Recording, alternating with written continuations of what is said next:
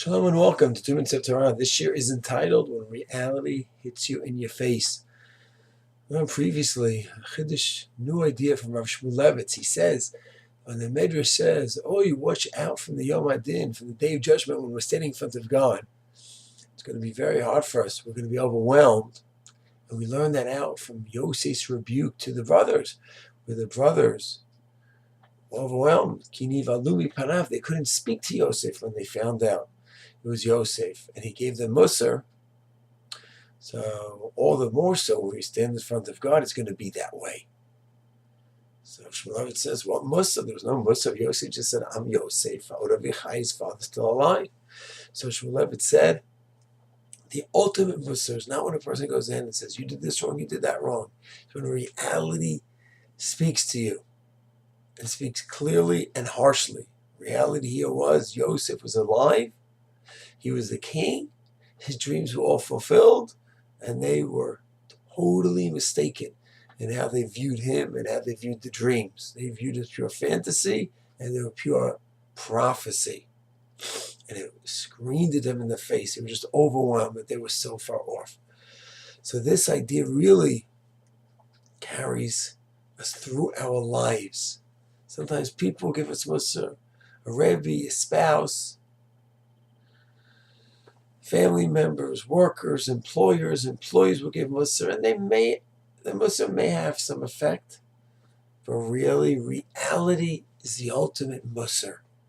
Let me give you a few examples. Husband, wife, they're having a tough time, and she says, let's go to therapy. He says, no, we don't need to. Or the other way around. And she points out things he's doing wrong. He's screaming at her, screaming at the kids, or vice versa. No, it's fine, everything is fine. And he doesn't want to work on it, she doesn't want to work on the marriage, whichever one it is.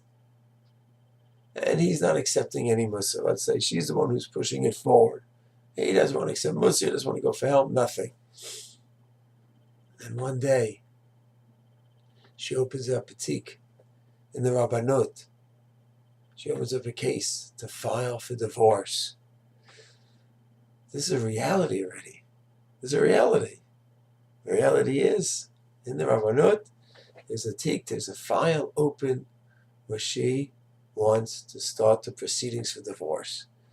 It's a different world now. It's not she's saying you're doing this wrong, you're doing that wrong, you have to stop doing this, you must start doing that. No, it's a reality. There's a divorce process that's been initiated. He can scream all he wants, but the process has begun. That's the reality. And of course, reality, Hashem is beyond reality when Hashem is doing the speaking. He's doing the talking. And the reality is just in front of his face. That's it. Person is told, drinking too much, eating too much, smoking too much. It's not healthy. He's getting heavier. And the health is not looking good. And the doctor says it's really not a good lifestyle you're leading.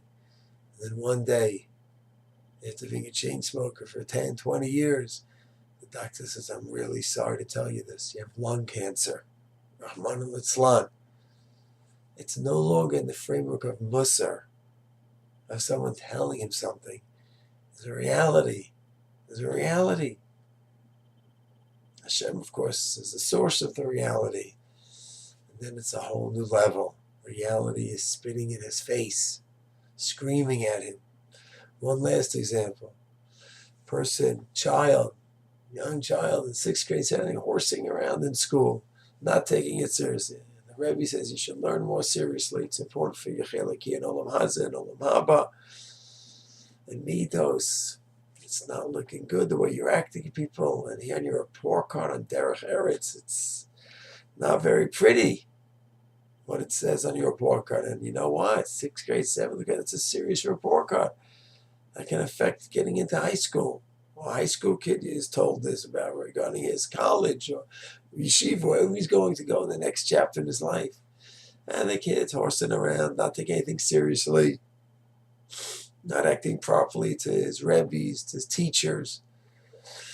And the report card is not a pretty report card. Not talking about a child who tries his best and learns well, has good midos. That's a separate discussion about high schools taking such a child in.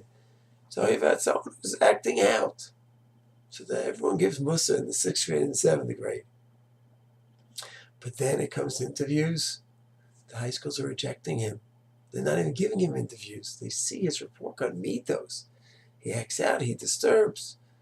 They say, sorry, this is no longer Mussar. This is reality. Looking at him in his face. And that's the ultimate Mussar. May Hashem bless us all with the ability to hear Mussar when it's given by another person, and to hear Mussar when it's given by God. And let us be able to hear it the first time around, so it never reaches that next stage, that bitter stage where it's just reality, talking, screaming, spitting in our faces. Shalom.